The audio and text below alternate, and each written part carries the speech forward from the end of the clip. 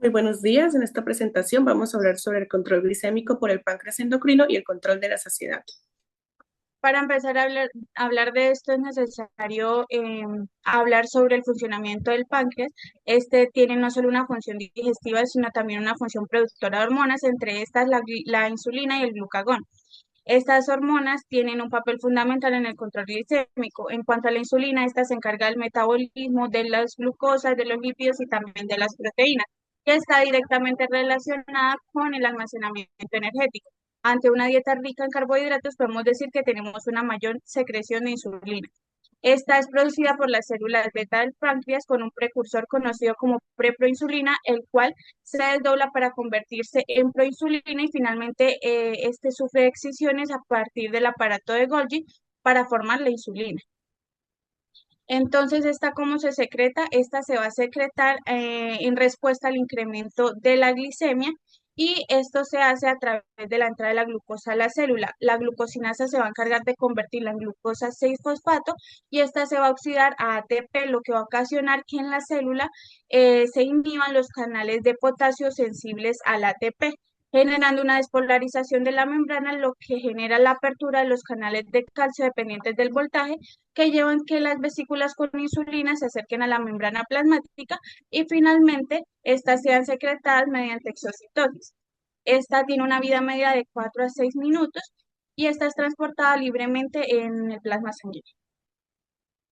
Por otro lado, tenemos el glucagón. Esta es una hormona peptídica y es fundamental en la homeostasis energética, ya que es responsable de elevar los niveles de glucosa en sangre. Esta es producida por las células alfa en los islotes de Langerhans del páncreas y actúa como en contraparte con la insulina. Su función es crucial en estados de hipoglicemia y de ayuno. En conjunto, el glucagón va a actuar como ante la disminución de la glucosa en sangre, por ejemplo, cuando estamos durante el ayuno, el ejercicio intenso o el estrés. Esto ayuda pues, para que el organismo como que disponga de un mecanismo eficaz y rápido para reponer pues, la glucosa, protegiendo como funciones vitales que necesitan energía, como pues el cerebro, el funcionamiento del cerebro. Por otro lado, se incrementa durante, pues ya había dicho, el ayuno, o sea, más o menos como en las horas de la mañana y se disminuye pues tras la ingesta de alimentos, más que todo como alimento de ingesta de aminoácidos, es decir, dietas ricas como en proteínas. La secreción se inhibe pues ante niveles elevados de glucosa, pero también por la acción de la insulina y de la somatostatina. Y pues como que su función principal se desarrolla en el hígado. Una adecuada como regulación de este glucagón es importante porque pues como desbalances en sus condiciones, en sus pues sí, condiciones normales nos pueden dar condiciones patológicas como son la diabetes mellitus y el glaucoma, ya que como que es un exceso de la secreción del glucagón. Por otro lado, este principalmente se sintetiza como preproglucagón en el retículo endoplasmático rugoso. Este preproglucagón se procesa a proglucagón y se cliva mediante enzimas convertasas, en este caso sería la C2, para sostener la forma del glucagón activa. Al ser una hormona peptídica, es hidrosoluble, o sea, permite su distribución rápida en sangre sin tener que estar ligado a ninguna proteína transportadora. Y pues ya como en su mecanismo de acción y la vía de señalización, tenemos que al una glucosa baja en sangre se pues va a producir la secreción del páncreas. Al tener el glucagón, este va a ir a receptores GPCR, que son receptores acoplados a proteína G. Y pues lo que va a hacer es activar la proteína G para que active la adenosiclasa, suba el AMP cíclico y este lo que hace es como activar la proteína quinasa A, que nos va a pues ayudar más que todo como para la producción de la glucosa, como por otras vías, como son la glucogénesis. Debido a esto, vamos a hablar del control de la saciedad y las hormonas relacionadas. Siguiente. Inicialmente vamos a hablar de la leptina, que es una hormona clave en la regulación del metabolismo energético y del apetito. Esta va a estar producida principalmente por los adipocitos del tejido adiposo blanco, pero también se puede ser sintetizada en menor proporción en órganos como la placenta, la glándula mamaria, ovarios y médula ósea. Su síntesis va a estar codificada por el geno B que es el gen de la obesidad. Una vez liberada en el torrente sanguíneo, esta se va a transportar unida a una proteína plasmática como la albúmina y la alfa-2 macroglobulina. La leptina va a ejercer una función a través del receptor OVR que va a estar localizado en el hipotálamo, específicamente en el núcleo 4 y en otros tejidos periféricos. Este receptor presenta 6 isoformas diferentes, desde OVRA hasta OVRF, en las cuales OVRB es el principal para la síntesis intracelular. Este va a activar las vías de señalización intracelular JAK-STAT. En esta vía, la leptina va a desencadenar una serie de fosforilaciones que va a activar la JAK2, que va a fosforilar diversas proteínas como la STAT3, la RK y la IRS, que van a regular los genes involucrados en el gasto energético y en el apetito. Además de esto, puede también activar otras rutas secundarias como la vía PI3K. Por ejemplo, tenemos que en pacientes con mutaciones en el receptor OR, la leptina no puede hacer su función y va a provocar hiperfagia y obesidad severa desde la infancia. Siguiente. La leptina va a tener una liberación pulsátil aproximadamente cada 45 minutos y va a seguir un ciclo circadiano alcanzando su pico máximo alrededor de la medianoche y disminuyendo con la luz del día. Su secreción va a aumentar con el incremento del tejido adiposo, la ingesta de alimentos ricos en grasas y la acción de la hormona como la insulina y los glucocorticoides. También se va a disminuir en condiciones de ayunos prolongados por restricciones calóricas, estrés y falta de sueño. Por ejemplo, después de la comida abundante, la leptina se eleva y actúa en el hipotálamo para reducir la sensación de hambre. Pero en personas con la resistencia a la insulina, a la leptina, esta señal no funciona correctamente. Siguiente. Sin embargo, los niveles anormales de leptina están relacionados con diversas patologías, siendo la obesidad una de las más importantes debido a la resistencia a la leptina, lo que va a provocar hiperfagia, disminución del gasto energético, alteraciones inmunológicas, hipertensión arterial, infertilidad, entre otras. Finalmente, debemos saber que para mantener niveles adecuados de leptina y su correcta función, fomentar un estilo de vida saludable que incluye una dieta equilibrada, ejercicio físico regular y evitar ayunos prolongados. El péptido similar al glucagón tipo 1, GLP-1, es una hormona incretina sintetizada por células enteroendocrinas L del ilion y colon a partir del proglucagón. Su secreción es estimulada principalmente por la ingesta de carbohidratos y lípidos y se libera postprandial. Su vida media es breve, de 1 a 2 minutos, ya que es degradada rápidamente por el dipeptidil peptidasa 4, DPP4, y es eliminado a nivel renal. El GLP-1 ejerce su función mediante la activación de un receptor específico ligado a proteína G, GLP-1R, que va a tener diferente acción en diferentes órganos. En el páncreas, pues va a estimular la secreción de la insulina por las células beta y la secreción, y va a suprimir la secreción de glucagón en las células alfa, promoviendo un adecuado control glucémico. En el tracto gastrointestinal va a disminuir la motilidad gástrica, retardando el vaciamiento y prolongando la saciedad. En el sistema nervioso central va a actuar sobre el hipotálamo para modular el apetito y reducir la ingesta calórica, y en el sistema cardiovascular y renal va a tener funciones protectoras, perdón, y va a mejorar la función endotelial y a reducir el riesgo de insuficiencia renal. Las deficiencias o alteraciones en la secreción y función del GLP-1 van a estar implicadas en enfermedades como la diabetes mellitus tipo 2 y la obesidad, ya que son condiciones que son caracterizadas por una hiperglucemia, una resistencia a la insulina y un aumento del peso corporal.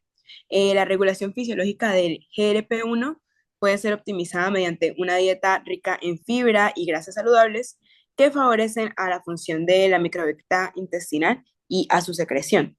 En el ámbito terapéutico, a los agonistas del receptor GLP-1 han demostrado pues, ser eficientes en el manejo de la diabetes tipo 2 y la obesidad al mejorar el metabolismo de la glucosa y promover la reducción del peso corporal. Bueno, a continuación está la función del péptido YY. Esta hormona es la que se encarga de dar el mensaje de saciedad a nuestro cerebro. Esta hormona se va a secretar a los 15 minutos de empezar la alimentación y va a alcanzar una meseta alrededor de los 60 a 90 minutos después de esta y puede persistir elevado hasta un promedio de 6 horas. Esta es una hormona que se libera directamente del plasma y esta está influida por el número de calorías y la composición de la comida que estamos ingiriendo. Es decir, es directamente proporcional al aporte calórico de la persona. La concentración de esta hormona va a ser mayor si la dieta es rica en grasa, más que si predominan los hidratos de carbono y las proteínas específicamente. Esta hormona se produce en las células L distales del intestino, es decir, alrededor del ilion y del colon. Su patrón es estimulado por la presencia de grasa en el lumen, específicamente por la ingesta de alimentos altos en grasas, y su efecto va a ser la inhibición a corto plazo, va a ser la inhibición a largo plazo de la ingesta de alimentos. Este péptido lo que va a hacer es producir la saciedad a través de la inhibición de las neuronas orexigénicas productoras de NPY o neuropéptido Y. En concreto, la versión periférica del PYY, que es el PYY336, va a inhibir la ingesta a través de la activación del receptor Y2, el cual es un receptor acoplado a proteínas G, en el núcleo arcuato del hipotálamo, la cual es una zona muy accesible para las hormonas circulantes alrededor del hipotálamo. Además que se han dado estudios en el cual esta forma periférica, que es el PYY336, es la principal forma de circulación, además de que se ve relacionado con que los individuos que padecen de obesidad van a tener un nivel menor de PYY después de una comida, a diferencia de una persona que tiene un peso sano, por lo cual esta disminución de este péptido puede verse relacionado con los fenómenos de hiperfagia con el cual se ve relacionada las enfermedades de la obesidad. Ahora hablemos un poco sobre la grelina. La grelina es una hormona de tipo peptídico que se encargará de generar la sensación de hambre. Esta hormona es sintetizada en las células X tipo A que se encuentran en el estómago. Esto se hace a partir de la preprogrelina, un péptido más grande que posteriormente es escindido y asilado. Esto quiere decir que se le añade un ácido graso. Esto va a generar la forma activa de la proteína. Para que ella funcione van a haber dos vías. La primera es mediante una aferencia del nervio vago que llega hasta el núcleo del tracto solitario que se encuentra en el bulbo raquídeo, el cual tendrá aferencias hasta que permiten la secreción de noradrenalina hasta el núcleo arcuato. En el núcleo arcuato se encontrarán unas neuronas de tipo orexigénico. Orexigénico, pues, como se mencionaba, es que estimula la sensación de hambre. La segunda ruta es por medio de la circulación sanguínea y llegará la hormona hasta el hipotálamo en el núcleo ventromedial y en el hipotálamo también en el núcleo paraventricular. Aquí se estimularán ciertas respuestas intracelulares que secretarán calcio, liberarán calcio intracelular para que se te secrete glutamato. Este glutamato llegará hasta el núcleo arcuato, en donde habrán tres tipos de neuronas, las orexigénicas, las anorexigénicas, que lo que hacen es estimular la sensación de saciedad, y habrán neuronas GABAérgicas de tipo inhibitorio. Entonces, las neuronas se van a activar las orexigénicas y se van a inhibir las anorexigénicas mediante la inhibición con neuronas GABAérgicas. Otra función muy importante de esta neurona es que, de esta hormona, es que estimula la secreción de la hormona del crecimiento y pues lo hace mediante dos vías. Una bien puede ser llegar hasta directamente a la adenohipófisis y secretar hormona del crecimiento o bien estimular a las hormonas estimulantes de la hormona del crecimiento que también se encuentran en el núcleo arcuato. Todo esto funciona mediante el ayuno prolongado. Para finalizar, vamos a hacer un ejercicio para la integración de todo lo que vimos en estas diapositivas. Entonces, en pantalla tenemos el horario de comidas de una estudiante típica de universidad.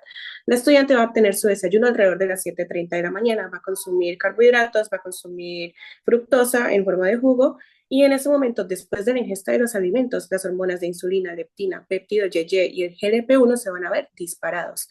¿Por qué? Porque va a enviar la sensación de saciedad de nuestro cerebro de que la persona ya ha ingerido alimentos y tiene la energía necesaria para empezar el día. Y en este caso, la grelina, que normalmente nos da el grito de ayuda del hambre, va a verse disminuida. Alrededor de las 11 a.m. la estudiante está muy ocupada estudiando, entonces la grelina y el glucagón van a verse aumentados. Esto se debe a que la grelina y el glucagón, bueno, la grelina va a decirle al cerebro que estamos necesitando la ingesta de alimentos, ya que estamos en un periodo de ayuno corto, ya que la persona está muy ocupada para comer. Y por lo tanto, como estamos necesitando energía, se va a activar el glucagón, ya que necesitamos energía en forma de ATP. Necesitamos metabolizar glucosa que está almacenada en forma de glucagón para poder continuar con el día. Y por lo tanto, la insulina se ve disminuida. A la hora del almuerzo, alrededor de la 1 p.m., la insulina, la leptina, el péptido YY y el GLP-1 van a verse aumentados, ya que la persona acaba de ingerir alimentos, pues esto se ve diferenciado por el tipo de alimento que consuma. Puede haber un carbohidrato, una proteína, y lo que se recomienda es una baja ingesta de ácidos grasos. Y en este caso, la grelina se ve disminuida. Alrededor de las 4 p.m. estamos en una etapa similar a las 11 de la mañana, por lo cual la grelina y el glucagón se va a aumentar y la insulina se va a disminuir, porque la persona está en un estado de ayuno corto. Y al final del día va a una cena a las 7:30 p.m., donde va a comer comidas altas en grasas, como lo es una hamburguesa en combo, y la insulina, el péptido YY, la leptina y el GLP-1 se ve aumentado y la sensación de hambre de la grelina se ve disminuida. Esto sería todo por la exposición de hoy. Muchas gracias por su atención.